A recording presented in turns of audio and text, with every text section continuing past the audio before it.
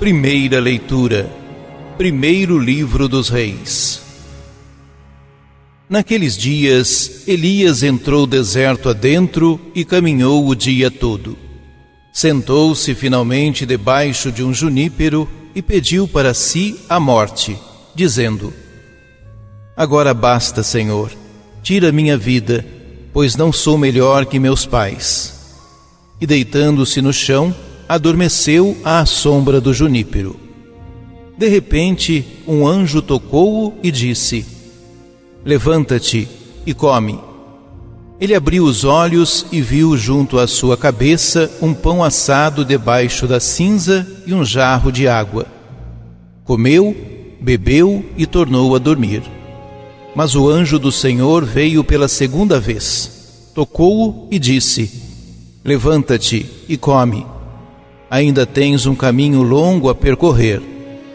Elias levantou-se, comeu e bebeu, e com a força desse alimento andou 40 dias e 40 noites, até chegar ao Horebe, o monte de Deus. Palavra do Senhor.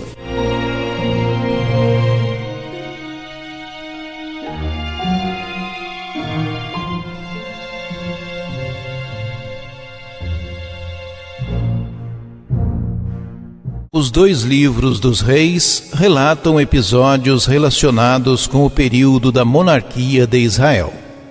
Não se preocupam em fazer descrições jornalísticas dos fatos, mas em apontar a ação de Deus na história e em gerar fé nas pessoas que leem o texto. Entre tantos eventos ligados aos reis, há um espaço para o profeta Elias. A leitura se situa em um momento em que o profeta se encontrava desolado por conta da sua proclamação contra Acabe e Jezabel e os falsos profetas de Baal. Queriam tirar-lhe a vida, por isso ele partiu para o deserto, a fim de se proteger e continuar a missão. Elias se refugiava nesse lugar que recordava a aliança de Deus com seu povo. Por um instante, para sobre um arbusto e pede a Deus a morte, pois se afligia com as ameaças e com a responsabilidade da missão, como Jonas. Ali ele deitou e adormeceu. Deus responde à oração do profeta e envia seu mensageiro, anjo, para comunicar-lhe a continuidade do seu ofício. A ordem é para que ele se levante e coma. Assim fez Elias.